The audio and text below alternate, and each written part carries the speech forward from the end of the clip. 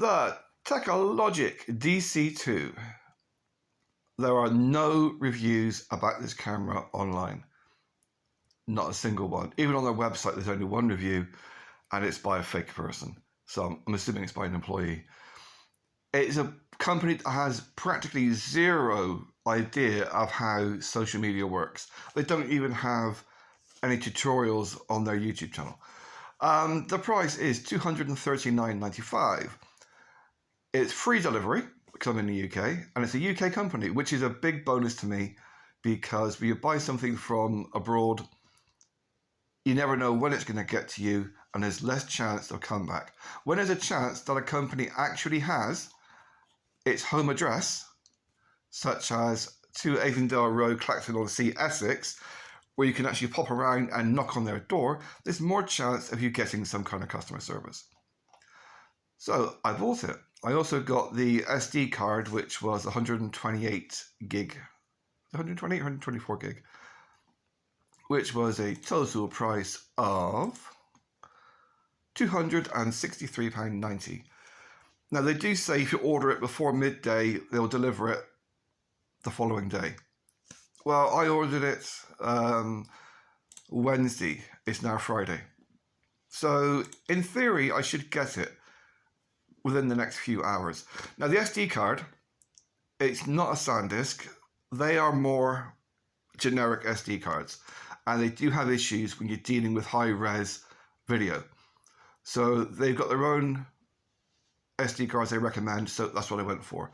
And 24 quid for 128 gig SD card is a good deal. It's not like they're overpricing it because they're selling it on their website. It is actually a good price. If you go and get 128 gig video camera SD card in the shops, you're talking double that price. So hopefully I should get that today. Now the spec on the camera, there's I think there's one video really giving a review on the DC1. All the other links I can find are people talking about it, not actually using it. And the DC1 review was by some car driver on a motorbike, and he doesn't have any idea how technology really works. Like, he has to go and email them about charging the device rather than actually reading the FAQ, which states you cannot fully charge it from a computer, you have to plug it into the mains. Now, the reason for this with some devices is that a computer will charge USB devices on a 120 watt system. It will only do half or just under half of what mains electrics will charge. Therefore, it's not going to pump enough in to get it fully charged. From what I can see, the main difference between the DC2 and the DC1 is the camera resolution. The camera resolution on the DC1 is 1080 by 720. This is 1920 by 1080. So it's double the camera resolution. Now, to put it into perspective with regard to prices, all these people keep going like GoPro. GoPro is a brand name. It's not designed for bikes. This is an aerodynamic camera. And it's really simple. The ones you get, the GoPro, are not aerodynamic, and they make you feel off balance. This thing, ignore the video where it says, put it on your head, right on the very top of your helmet. That is just going to put you off balance. Put it on your chin, on your jawline, and it should be fine.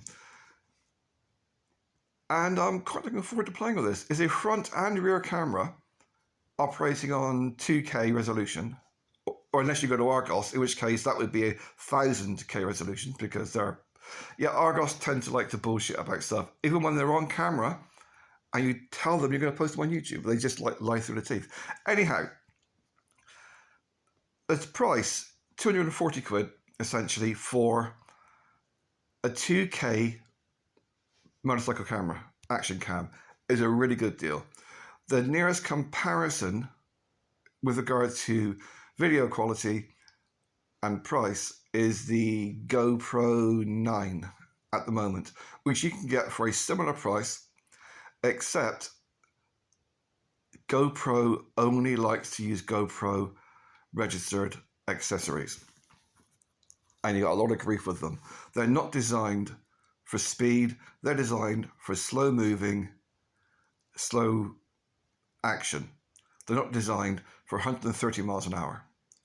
Now, the comments that were made about the DC1 was that, oh, it's not a very good camera if you want to do like action.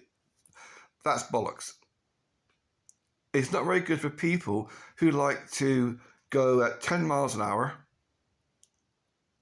without any real motion. It's good for people who actually do like to ride.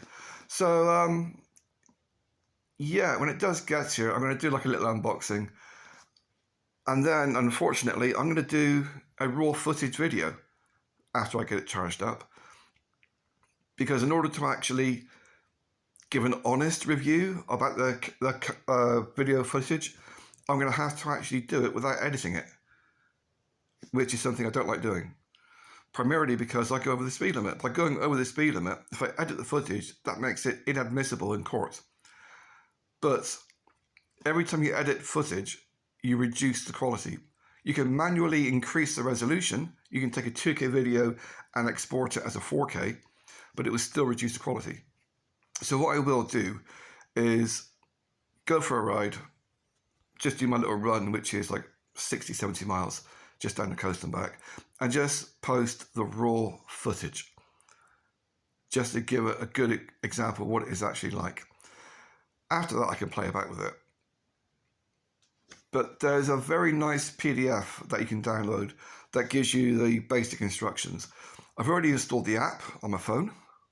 I've got no intention of using the app other than changing the settings on the camera for the resolution, etc., and for aligning it on my helmet. Other than that, this whole thing about using a remote control and using a phone, these are all distractions. If I'm going to put a camera on the bike, I'm going to put it on, press record, and then forget about it.